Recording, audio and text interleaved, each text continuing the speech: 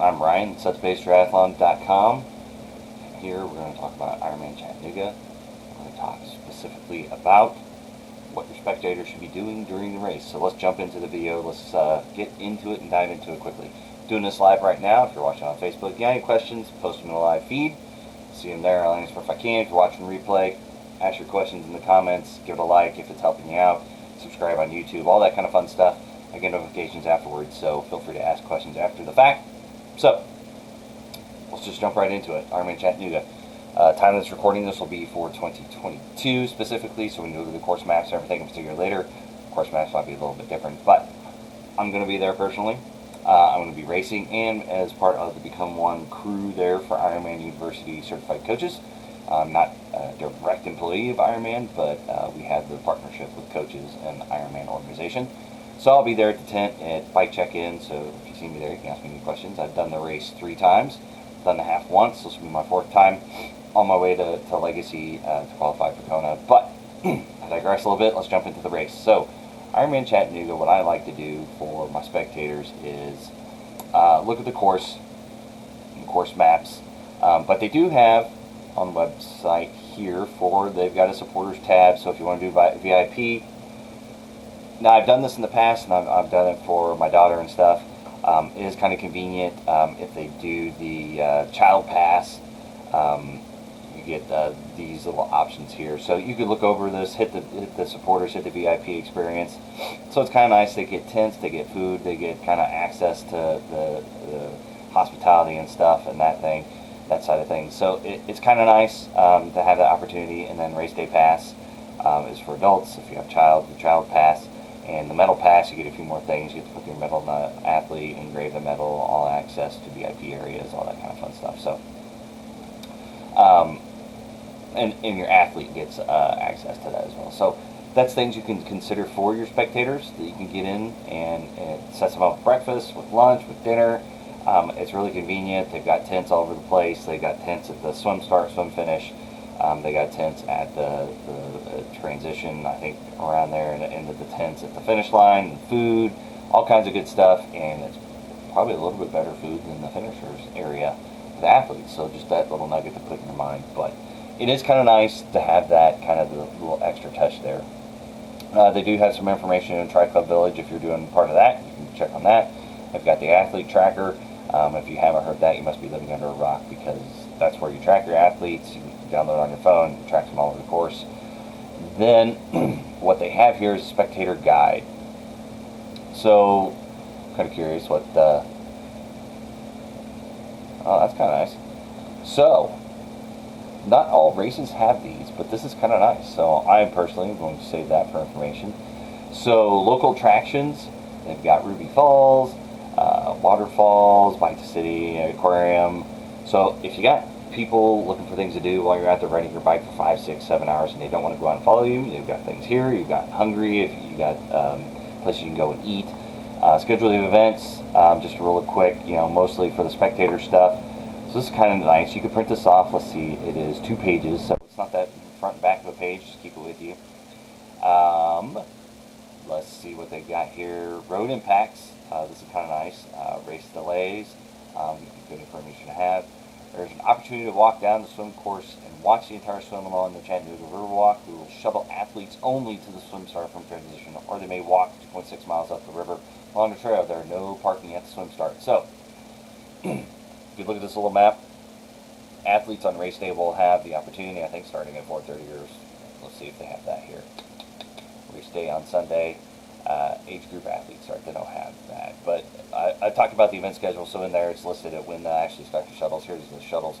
Athletes Ross's Landing, it starts at 4:30, so athletes can get on the shuttle and it takes them to the swim start. I would highly recommend that. I wouldn't recommend to athletes to walk the 2.6 miles to get all the way over to where the swim start is, where the start of this little red dot is. So they bring you in and they drop you off this little riverfront trail, and then you walk to the swim start area and you're just kind of hanging out and getting ready. Now, athletes and spectators may walk. They don't want to take spectators on the bus just because it creates problems, especially later on if there's lines for these buses and everything and shuttles to get athletes to the start line. They don't want to delay people getting to the start. So just be aware of that if you go with your spectator, maybe at the very beginning they may let you guys on and not have a problem, or they may be very strict and say that no spectators can go. So it's early in the morning. It's 2.6 mile walk to get down there. It's maybe not that big of a deal. Just keep in mind this is a very busy road. This the Riverside Drive. To stop and to drop people off, it is a cluster F, to be honest, where they're dropping off. They pull the buses into the little park area, but they have a lot of cars in there, and it's a very busy road. So you can't just like park on a shoulder or something like that. It's just a cluster F. It blocks buses. It's just a mess. Don't try to get dropped off at the swim start. Walk up there if you're a spectator, if you want to watch. Try to organize some way to get over there other than riding the shuttles, just so you don't have to depend on that. Or otherwise, just hang out at the swim exit. I think the swim exit is more because the swim start, you're walking through this like little cutout in the woods to get to the start, and it's a dock you jump off of and jump in the water. So they're going to stop athletes at the start of this little dock, and you're looking through the bushes and stuff to see what's going on. Not exactly the most spectator-friendly swim start, so I definitely recommend for all the spectators to hang out at the swim finish. It's where the action's at, where everything's going on. The course heads south of town for 11 miles before making 2 loops in North Georgia. Athletes will see incredible views as they parallel Lookout Mountain and ride the historic Chickamauga. So we will run 3 shuttles down to historic Chickamauga from 9 a.m. to 3 p.m. for transition area to Ross's Landing. So from 9 to 3, if you want to catch a shuttle, I would say the sooner the better. Go out there, get your IRONMAN Tracker app, get out there, and then you could see your athletes come by and then catch the bus back before they get back to T2. So maybe when they're out there doing, we don't have a good bike course map. Let's see if we can pull that up real quick. Open a new tab. Ooh, look at that. The internet is working fast today, my friends. So you can have 2 loops out here.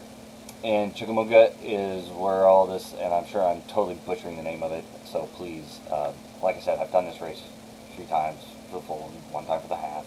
Been out there and I'm familiar with the roads, familiar with the area to a certain extent, but pronouncing it correctly may not be my forte, so hopefully I'm not totally butchering it. If I did, put it on there, put the phonetic spelling on there in the comments, and let me know how to say this right. But basically, it's probably close to where special needs is, and it's a cool little town area.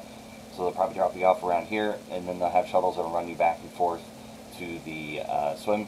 So you could drive this, or you could do shuttles around transition. Let's see if they have it good. So transition area is right in here. It's where the finish line is at. Everything. I've done another video about transition. There's tons of parking all over here. So if you wanted to park, it's actually not that bad if you get there early.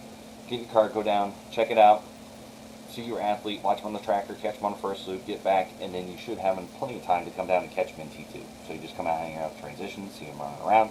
So in transition area, Ross's Landing has a park and several water features. So if you got kids with you, they've got some things that they can do and watch. Across the bridge, north shore of Chattanooga, Fraser Avenue is full of eclectic shops and places to grab a bite to eat or drink. Cheering on athletes sure to run Barton Avenues.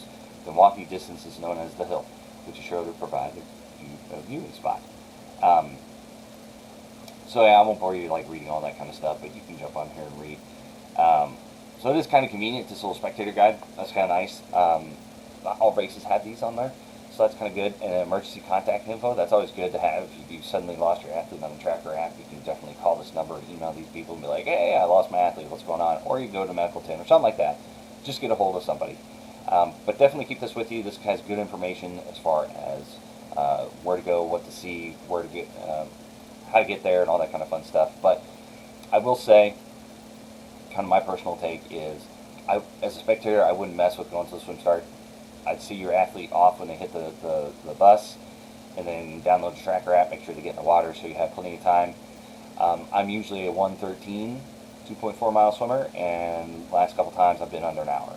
So it saved me 13 to 14 minutes on the swim. So just be ready for that. It's a little bit faster. I mean, it just depends on the current and everything's going on. But I would definitely hang out at the water exit down here in Ross's Landing. You can watch it, lay back. You could be right there, catch them come out of the water, and then run up the chute, and then come in to transition, and then yell at them as they ride off on their bikes. I would highly recommend that. For the bike, like I said, there's plenty of parking downtown. So there's actually a good opportunity that if you want to ride your own car, or they provide shuttles, if you don't want any hassles, take the shuttle. It really shouldn't be too extremely busy. Like I said, sooner the better. Just catch the shuttle, get down there, hang out, see what's going on, catch your athlete on the first loop, and catch your shuttle back. Get back to transition. Now, if you don't want to depend on the shuttles, you can park, but you're kind of taking your chance, because out here it's probably going to be cars everywhere, especially with volunteers with special needs. It might be a little bit of a flush draft, so shuttles might be the best way to go, because they're going to give them priority to get through. But whatever you do, don't cross the course, because you're going to hit traffic back up. So don't try to go out here somewhere. This is kind of backwoods area anyway, so I definitely wouldn't try to catch anybody over here. The turn point, I mean, you could come out there, but it's coming down a hill, and then people got to slow down and take an immediate hard left. So that's probably not the best place to hang out and catch people. So I definitely would consider special needs areas a place to kind of catch them. Maybe catch them on the first loop, and then head back to transition and catch them coming into D2. So when you're doing the run, as you can see, it's 2 loops, well, 2.25 technically. So when they run out here, they're on the road. There's like some trees lining the area, but for the most part, they're just kind of out there all by themselves in the trail area. So I mean, if you're hanging out in transition, you can catch them coming out of transition, and then you can come over here and catch them on. They will not come back to the finish line or transition area until the finish line. So you can come up here to this little circle point. I wish we should be able to zoom in a little bit more, but this is where they come to a turnaround if they get over the Walnut Street Bridge, and they're doing a little turnaround here. That is a special needs area, so you can hang out there and yell at your athlete all you want and catch them when they come down, and then catch them before they come to the second loop. And you can walk over here to this little neighborhood and kind of catch them over here. So there's a couple little sections here. If you just want to hang out around transition, you don't want to get out too far, great area. If you do want to go over Fraser Avenue, there's restaurants, there's all kinds of stuff going on here, a little shop area. So if you want to catch them come out of T2 and let them suffer along the course, and then catch them over here, and then when you come to the finish line, you catch them on their second loop at the finish area. It's a really spectator, I think, friendly course, especially if you want just hanging around transition. There's restaurants, there's shops, there's things to do, places to kind of just chill and hang out. There's Starbucks if you want to just plug in and do work or something like that, where your person's out there suffering. There's tons of areas to just relax and kick back. If you've got a hotel area down here within walking distance, you could definitely walk down to a hotel. There's tons of them down there, so if you've paid that price to go and relax, you can definitely do that. So that's what I kind of recommend. I don't want to take too long talking about it. I know I've talked rather fast. I do like the Spectator guide, so I'll put a link to that in the video comments, so you can definitely download that. So that's what I'd recommend. I think there's time to go out and catch your athlete on the bike course.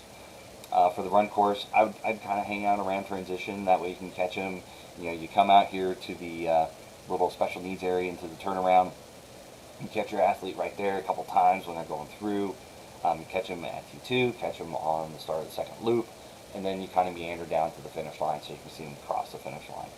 And so then you catch them T2, loop, and finish line. So you catch them 3 times, or you can even, if you catch them on the second loop, or you can even catch them on T2 and then walk over here and catch them coming across, then walk back over here, catch them again, and then catch them a few times before they get to the finish line, while they're going over here to the North Shore and doing Barton Hill and all that kind of fun stuff, and Barton Avenue.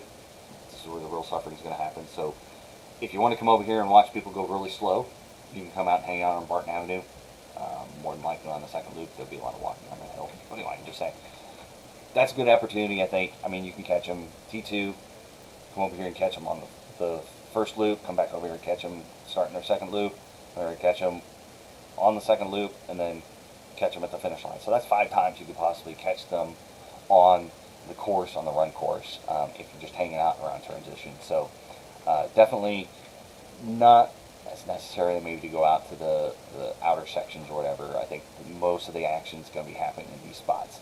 They shut down like lanes of the bridge, so it's very pedestrian friendly, so you should be able to walk around. So with that, I want to wrap it up, and we're going to close out this video. So hopefully this helped you out. If it did, give it a thumbs up on Facebook, give it a subscribe, give me a like on Facebook, subscribe on YouTube, notifications, all that kind of good stuff. So you get future videos, notifications for Chattanooga, for Ironman in general, for other courses that I do. Hopefully this helped you out. Got any questions, put them in the comments. I'll get notifications. I'll get back to you. With that, happy training. Let's finish this strong, and we'll see you out there on race day.